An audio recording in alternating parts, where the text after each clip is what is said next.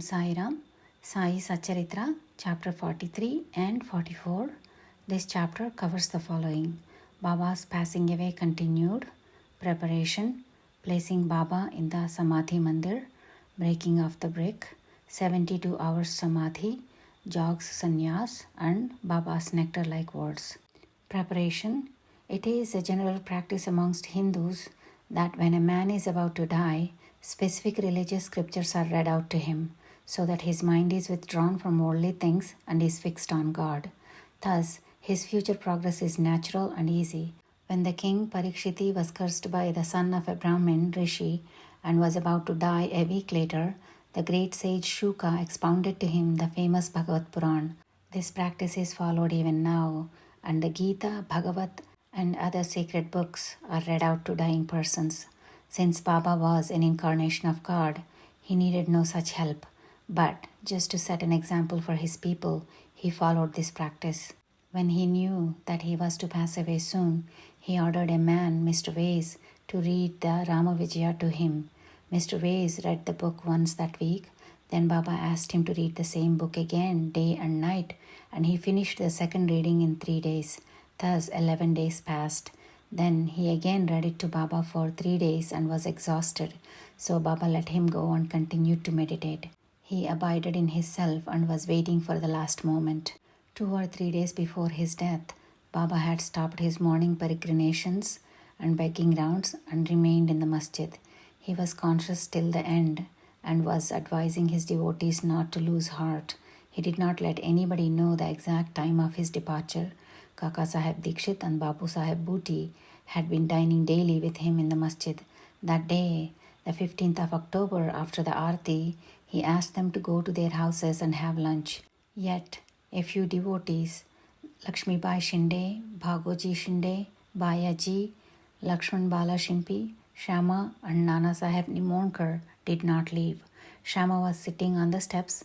After giving 9 rupees to Lakshmi Bai Shinde, Baba said that he did not feel well there, that is in the masjid, and that he should be taken to Booty's stone wada, where he would be all right. Saying these last words, he leaned on Bayaji's body and breathed his last. Bhagoji noticed that his breathing had stopped, and he immediately told Nana Sahib Nimonkar, who was sitting on the steps below. Nana Sahib brought some water and poured it into Baba's mouth. It came out. Then he cried out loudly, "O Deva!" Baba appeared to open his eyes for a moment and say, "Ah," in a low tone. But it soon became evident that Baba had left his body for good. Placing Baba in the Samadhi Mandir, the news of Baba's passing away spread like a wildfire in the village of Shirdi, and men, women, and children ran to the masjid and began to mourn his loss in various ways. Some cried out loudly, some wallowed in the streets, and some fell down senseless. Tears ran from their eyes, and everyone was smitten with sorrow. Then the question arose, how were they to dispose of Baba's body?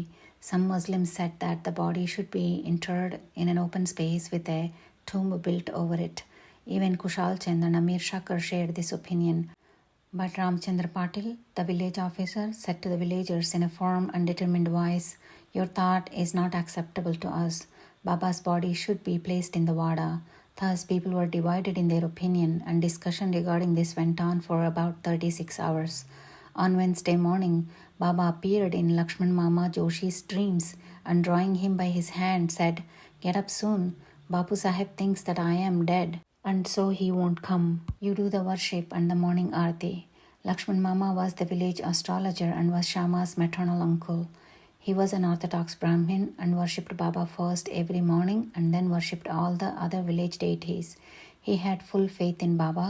He came that morning with all the puja materials, and despite the protests of the Maulvis, that is Muslim priests, performed the puja and the aarti with all due formalities and then left. Then at noon, Bapu Sahib Chowk came with a few others and performed the noon aarti ceremony as usual. Paying due respect to Baba's words, some villagers decided to place his body in the wada and started digging the central portion there. On Tuesday evening, the sub-inspector came from Rahata. Other people also turned up, and they all agreed to the proposal. The next morning, Amir Bhai came from Bombay, and the Mamaltadar also arrived from Kopargaon. Yet people still seemed divided in their opinion. Some still insisted on interring his body in the open field. The Mamaltadar therefore took a vote and found that the proposal to use the Vada secured double the number of votes of the other option. However, he wanted to refer the matter to the collector, and Kakasaheb Dikshit got himself ready to go to Ahmednagar. In the meanwhile, through Baba's grace, there was a change in the opinion of the other people, and everyone unanimously voted for the proposal to bury Baba in the Vada. On Wednesday evening, Baba's body was taken in procession and brought to the Vada and was interred there with due formalities in the central portion reserved for Muralidhar. In fact, Baba became Muralidhar, and the Vada became a temple and holy shrine where so many devotees go now to find rest and peace. All the obsequies were duly performed by Balasaheb Bhate and Upasani Maharaj, a great devotee of Baba. The breaking of the brick. A few days before Baba's departure, there was an ominous sign foreboding the event. In the masjid, there was an old brick on which Baba rested his hand. At night time, he leaned against it. Baba had used this brick for many years. One day when Baba was not in the masjid, a boy who was sweeping the floor picked it up and accidentally broke it. When Baba came to know about this, he bemoaned its loss, crying, "It's not the brick, but my fate that has been broken into pieces. It was my lifelong companion. With it, I always meditated on the self. It was as dear to me as my life. It has left me today." Some may raise a question, why should Baba express such sorrow for an inanimate brick? To this, Hemat Pant replies that saints incarnate in this world with the express mission of saving poor and helpless people. And when they embody themselves and interact with these people, they act like them. On the outside, they laugh, play, cry like everyone else, but inwardly, they are wide awake to their duties and mission. 72 hours Samadhi. 32 years before this, in 1886 AD, Baba made an attempt to cross the borderline of life. On a full moon day, Baba suffered from a severe attack of asthma. To get rid of it, Baba decided to take his prana high up and go into Samadhi. He said to Bhagat Mahalsapati, "Protect my body for 3 days. If I return, everything will be fine. If I do not, bury my body in that open land," pointing to it, and fix 2 flags there as a mark. Saying this, Baba fell down senseless at about 10 p.m. His breathing stopped, and so did his pulse. It seemed as if his prana had left his body. All the villagers came there and wanted to hold an inquest and bury the body in the place pointed to by Baba. But Mahalsapati prevented this. With Baba's body on his lap, he sat there for 3 days guarding it. After 3 days passed, Baba showed signs of life at about 3 a.m. He began breathing again, and his abdomen began to move. His eyes opened, and stretching his limbs, Baba returned to life again. From this and other accounts, let the readers consider whether Sai Baba was the 3.5 cubits body that he occupied, or the self inside it. The body composed of the 5 elements is perishable and transient, but the self within isn't. It is the absolute reality which is immortal and non-transient.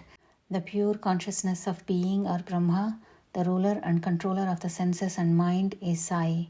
This pervades all things in the universe, and there is no space without it. To fulfill his mission, he assumed a body, and after it was fulfilled, he threw away the body, that is, the finite existence, and resumed his infinite existence. Sai always lives, as do the previous incarnations of God.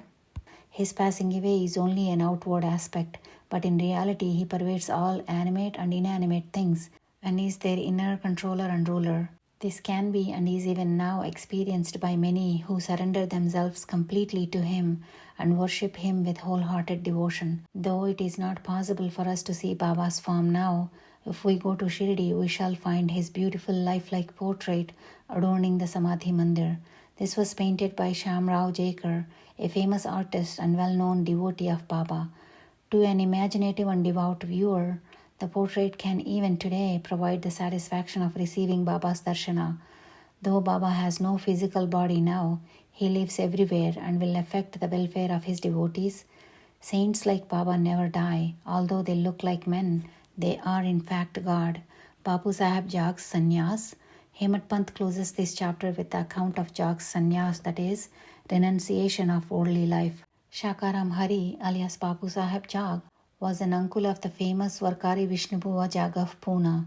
After his retirement from government service, he was a supervisor in the PW department.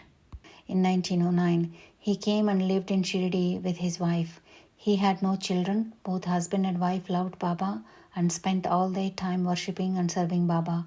After Megha's death, Bapu Sahib performed the daily Aarti ceremony in the masjid and Chavadi till Baba's Mahasamadhi. He was also entrusted with the work of reading and explaining the Jnaneshwari and Eknadi Bhagavat to the audience in Sateswada.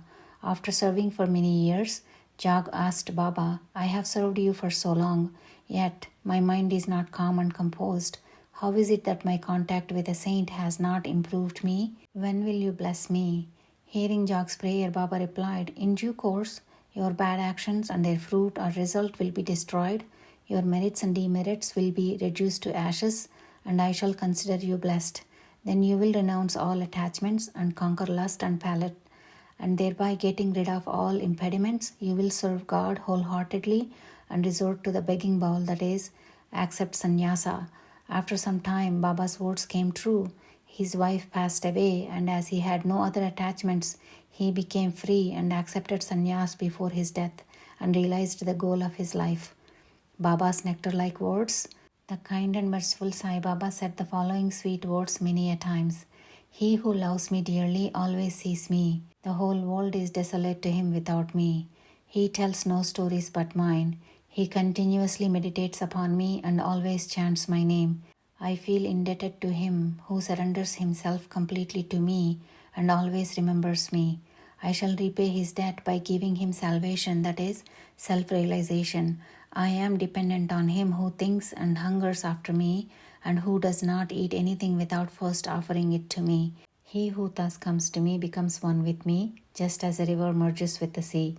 So abandon pride and egoism and surrender yourself to me, who is seated in your heart. Who is this me? Sai Baba explained who this me is on several occasions. He said, you need not go anywhere in search of me. Barring your name and form, there exists in you as well as in all beings a sense of being or consciousness of existence. That is me. Knowing this, you see me inside yourself as well as in all beings.